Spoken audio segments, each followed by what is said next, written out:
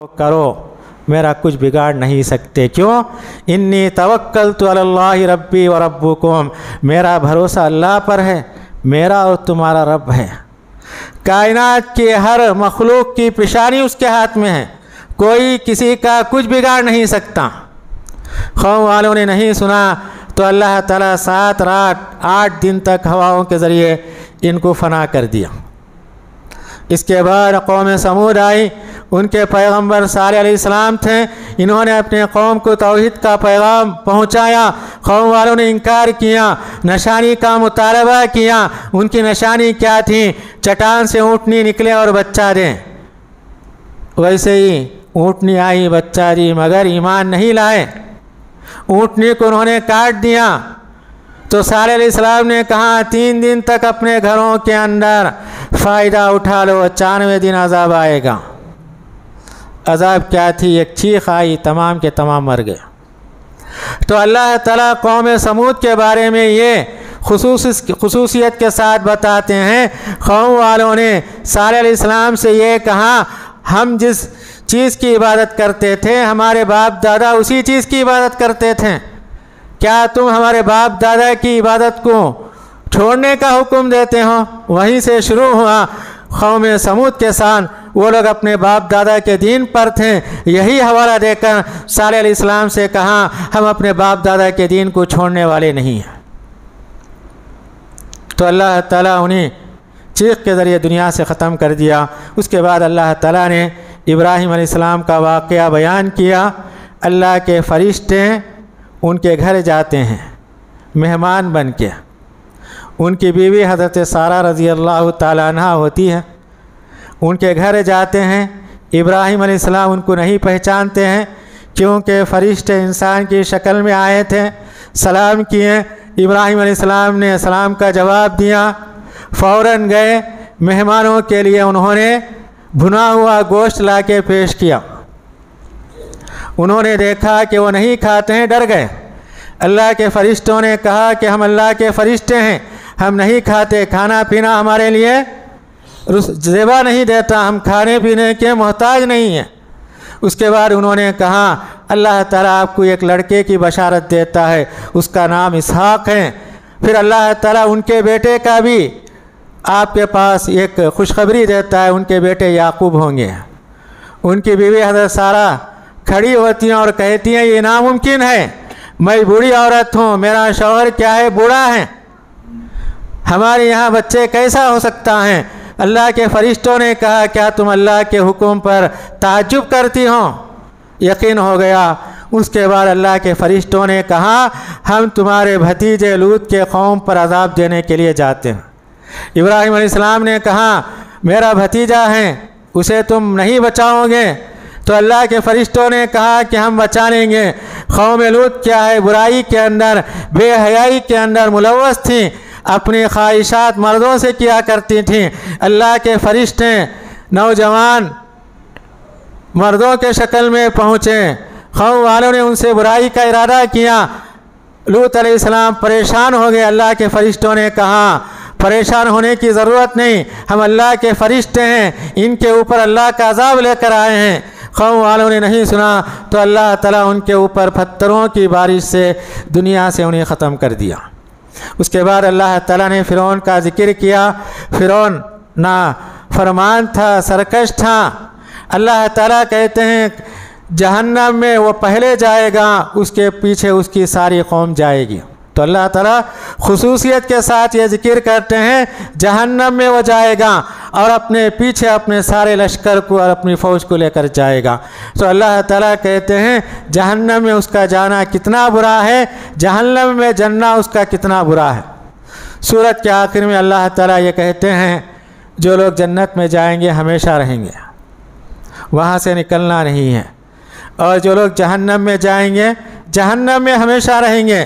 نبی کریم صلی اللہ علیہ وسلم نے کہا جب اللہ تعالیٰ جنت والوں کو جنت میں داخل کر دیں گے، جہنم والوں کو جہنم میں داخل کر دیں گے، تو اللہ تعالیٰ ایک بکرے کو لائیں گے اور جنت والوں اور جہنم والوں سے کہیں گے دیکھو. دونوں دیکھیں گے تو اللہ تعالیٰ کہیں گے یہ موت ہے. موت کو اللہ تعالیٰ ذبح کر دیتے ہیں اور کہتے ہیں آج کے بعد کسی کو موت نہیں آئے گی. اس کے بعد والی سورہ یوسف ہے۔ یوسف علیہ السلام کا قصہ ہم جانتے ہیں۔ اللہ تعالیٰ نے کہا احسن القصص، بہترین قصہ۔ یوسف علیہ السلام کے قصے کے اندر خواب اور اس کی تعبیر ہمارے سامنے آتی ہے۔ خواب کے تعلق سے نبی کریم صلی اللہ علیہ وسلم نے کہا خواب میں جو کچھ دیکھا جاتا ہے اسی طرح ہم لوگوں کے سامنے بیان کرنا، اس کے اندر زیادہ یا کمی کر کے نہیں بیان کرنا، کیونکہ قیامت کے دن اس کے بارے میں پوچھ ہوگی۔ خود نبی کریم صلی اللہ علیہ وسلم کہتے ہیں اچھے خواب کیا ہیں؟ نبوت کی چنگاریاں ہیں۔ صحیح خواب کب ہوتے؟ فجر سے پہلے تہجد کے وقت نظر آتے ہیں۔ اور خواب کے بارے میں یہ بتایا گیا جو خواب ہم دیکھتے ہیں فوراً ہونا کوئی ضروری نہیں ہے، کبھی 1 گھنٹے کے بعد ہو سکتا ہے یا 100 سال کے بعد بھی ہو سکتا ہے۔ یوسف علیہ السلام کا واقعہ بیان کیا جاتا ہے، بچپن میں انہوں نے خواب دیکھا۔ خواب کی تعبیر کب ہوتی ہے؟ جوان ہونے کے بعد، شادی ہونے کے بعد، بادشاہ بننے کے بعد خواب کی تعبیر ہوتی ہے۔ تو خواب کے بارے میں ہم یہی تصور رکھیں، اگر کوئی خواب اچھا دیکھتے ہیں تو اللہ سے دعا کرنا اللہ اس کے اندر جو اچھائی ہے ہم کو فوراً عطا کرنا۔ اگر کوئی برا خواب دیکھتے ہیں اٹھ کے یہ کہنا اے اللہ اس کے اندر کوئی برائی ہے ہم سے دور کر دے۔ تو یوسف علیہ السلام کا واقعہ اللہ تعالیٰ بیان کرتے ہوئے کہتے ہیں یوسف علیہ السلام نے خواب میں 11 ستارے، ایک سورج اور چاند کو دیکھا۔ اپنے باپ سے بیان کیے، باپ پیغمبر تھے، انہوں نے کہا یہ خواب کیا ہے؟ اپنے بھائیوں کو مت بتاؤ۔ تو معلوم کیا ہوا کہ ہم اپنا خواب ایرے غیرے کو نہیں بولنا، جس پر آپ کو اطمینان ہے، جو خواب جاننے والے ہیں ان کو بول سکتے ہیں۔ اگر ہم ایرے غیرے کو بولتے ہیں جو یوسف علیہ السلام کے ساتھ ہوا وہی ہمارے ساتھ ہو سکتا ہے۔ پھر اللہ تعالیٰ اس واقعے کے اندر یہ بیان کرتے ہیں کہ باپ کی محبت تمام بچوں سے ہوتی ہے، مگر کیا ہے کسی ایک بچے سے زیادہ ہوتی ہے، فطری بات ہے۔ یوسف علیہ السلام سے محبت تھی چھوٹے بچے ہونے کی وجہ سے، بڑے بھائی برداشت کر نہیں سکے، انہوں نے یوسف علیہ السلام کو الگ کرنے کی کوشش کی، جنگل میں لے گئے، کنویں میں ڈال دیے۔ انہوں نے سمجھا یہاں سے ان کا کام ختم، مگر اللہ تعالیٰ نے ان کے لیے مصر پہنچنے کا وہ راستہ صاف کر دیا۔ ان کے لیے گڑھے میں گرنا مصر جانے کا سبب بنا۔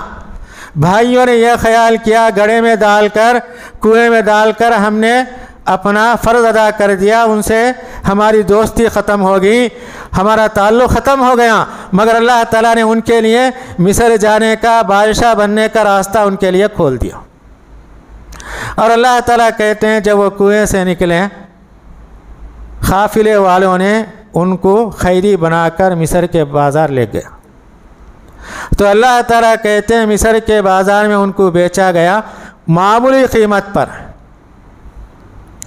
بیچنے والا بھی معمولی قیمت میں ان کو بیچا، مصر کا بادشاہ جو خریدا وہ بھی معمولی قیمت میں۔ اللہ تعالیٰ کہتے ہیں ان کے اندر جو صلاحیتیں ہیں دونوں بھی کیا ہے اس سے ناواقف تھے۔ یہی اللہ کی سب سے بڑی قدرت ہے، ہم کسی چیز کو حقیر نہ سمجھیں، سامنے اگر کوئی کمزور ہے یہ خیال نہ کریں وہ ہمیشہ کمزور رہے گا، ترقی نہیں کرے گا، یہ بات ہمارے ذہن میں نہیں ہونا چاہیے۔ کل ہم کمزور ہو سکتے ہیں، وہ ہم سے بہتر ہو سکتا ہے۔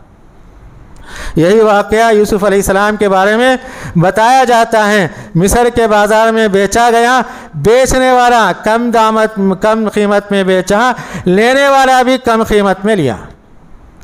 پھر مصر کا بادشاہ اپنے محل میں لے گیا، ان کی تربیت کی، اس کی بیوی عزیز مصر کی بیوی برائی کی طرف آمدہ کی۔ یوسف علیہ السلام اپنا دامن بچھا کر باہر نکل گئے، اس نے الزام لگایا، مگر گواہی دینے والے نے گواہی دی، اگر سامنے سے کپڑا پھٹا ہو تو یوسف علیہ السلام کی غلطی ہے، اگر پیچھے سے کپڑا پھٹا ہو تو یہ عورت کی غلطی ہے۔ کپڑا دیکھا گیا، لوگوں نے دیکھا کپڑا پیچھے سے پھٹا تھا، مگر بادشاہ ان کو جیل بھیج دیتا ہے۔ اس کے علاوہ عزیز مصر کی بیوی نے اپنے الزام کو دور کرنے کے لیے ایک مجلس کا اس نے اہتمام کیا، مصر کے تمام جو بڑی عورتیں تھیں ان کو دعوت دی، ہاتھ میں پھل اور چھری کا انتظام کیا، یوسف علیہ السلام کو سامنے آنے کا حکم دیا۔ یوسف علیہ السلام آئے، عورتوں نے ان کی خوبصورتی کو دیکھ کر انگلیاں کاٹ لی۔ یوسف علیہ السلام نے یہ سارے منظر کو دیکھ کر انہوں نے اللہ سے دعا کی، اے اللہ مجھے جیل بہتر ہے، ان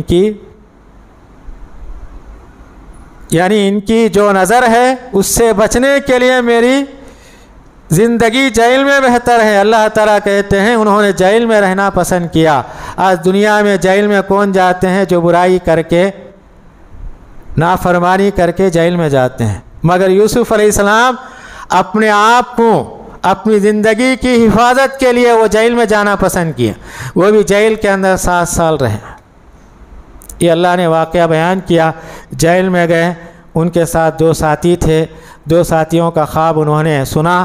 ایک ساتھی نے یہ خواب دیکھا کہ وہ انگور کا رس نکال کے اپنے بادشاہ کو پلا رہا ہے، اور دوسرا خواب دوسرے ساتھی نے یہ بتایا میرے سر پر روٹیاں ہیں، کوے اسے نوچ کے کھا رہے ہیں۔ تو یوسف علیہ السلام نے دونوں کے خواب کو سن کر یہ کہا تمہارے پاس کھانے کا ٹائم ابھی ہے، اس سے پہلے میں تمہارے سامنے چند باتیں پیش کرتا ہوں۔ کیونکہ یوسف علیہ السلام اللہ کے پیغمبر تھے، ان کو معلوم تھا دونوں میں سے ایک آدمی مرنے والا ہے، مرنے والے کے سامنے آپ نے توحید کا پیغام پہنچایا تاکہ مرنے والا توحید کا اقرار کرتے ہوئے مر جائے، اللہ کے پاس اس کی کامیابی مل جائے۔ تو یوسف علیہ السلام نے یہ نصیحت کر کے کہا جو آدمی انگور کا رس نکالتا ہے دوبارہ وہ بادشاہ کی خدمت پر مامور ہو جائے گا، اور جو آدمی اپنے سر پر روٹیاں اٹھایا ہوا ہے اسے بادشاہ پھانسی دے گا اور ویسے ہی لٹکا کے چھوڑ دے گا، پرندے اس کے سر کو نوچ کر کھائیں گے۔ ان میں سے جو بچا اس نے کہا میں بادشاہ کے پاس جا کر تمہارے بارے میں کچھ کہوں گا، مگر وہ محل جاتا ہے بھول جاتا ہے۔ چند سال یوسف علیہ السلام قید خانے میں رہتے ہیں۔ اس دوران بادشاہ خواب دیکھتا ہے۔ خواب کیا ہے؟ 7 پتلی گائیں موٹی گائے کو کھاتی ہیں، 7 سوکھی بالیاں ہری بالیوں کو گرا دیتی ہیں۔ پریشان ہوا، دربار والوں سے پوچھا، دربار والوں نے کہا یہ خواب ایسا ہی ہے، اس کی کوئی تعویل نہیں۔ جو آدمی قید خانے میں آپ کی تعبیر سن کر بچ کے بادشاہ کی خدمت پر مامور ہو گیا، اس نے کہا اس کی تعبیر ہیں، قید خانہ مجھے جانے کا موقع دیجیے، وہاں تعبیر بتانے والا ہے۔ یوسف علیہ السلام کے پاس جاتا ہے۔ یوسف علیہ السلام سن کے یہ کہتے ہیں مصر میں 7 سال خوشحالی کے آئیں گے، اس کے بعد قحط سالی کے آئیں گے۔ 7 سال خوشحالی کے جب آئیں گے اس کے اندر اناج جمع کر لو، اور اس کے بعد جو 7 سال قحط سالی کے آتے ہیں اس کے اندر جو اناج ہم نے جمع کیا ہے اس کے اندر برتو۔ یہی خواب کی تعبیر ہے۔ بادشاہ کے پاس جا کر سناتا ہے۔ بادشاہ کہتا ہے یوسف علیہ السلام کو بلا کے لاؤ۔ یوسف علیہ السلام کے پاس آتے ہیں، ان کو لے جانے کے لیے لشکر آتا ہے، انکار کر دیتے ہیں اور کہتے ہیں مجھے جیل کیوں بھیجا گیا، اس کی وضاحت ہونی چاہیے۔ تو اس کے بعد بادشاہ اپنی بیوی سے عورتوں سے پوچھتا ہے، تمام عورتیں یہ کہتی ہیں یوسف علیہ السلام پاک دامن ہیں، غلطی ہماری، ہم نے ان کو ورغلایا پھسلایا مگر وہ محفوظ ہو گئے۔ عزیز مصر کی بیوی کہتی ہیں میں نے ان کو اپنے طرف مائل کرنے کی کوشش کی مگر میری طرف مائل نہیں ہوئے، وہ پاک دامن ہے۔ آخر میں وہ کہتی ہیں اللہ تعالیٰ دنیا کے اندر خیانت کرنے والے کی چال کی رہنمائی نہیں کرتا۔ تو غرض اسی آیت پر 12واں پارہ ختم ہوتا ہے عزیز مصری کی بات پر۔ اگلی باتیں 13 پاروں کے اندر ہیں، انشاءاللہ کل تلاوت کی جائے گی۔ اللہ سے دعا ہے کہ اللہ تعالیٰ آج تلاوت کے اندر جو باتیں ہمارے سامنے آئی ہیں اسے پڑھنے اور اس پر عمل کرنے کی توفیق عنایت فرمائے۔ اللہ تعالیٰ ہمارے گناہوں کو معاف فرمائے۔ السلام علیکم ورحمۃ اللہ وبرکاتہ۔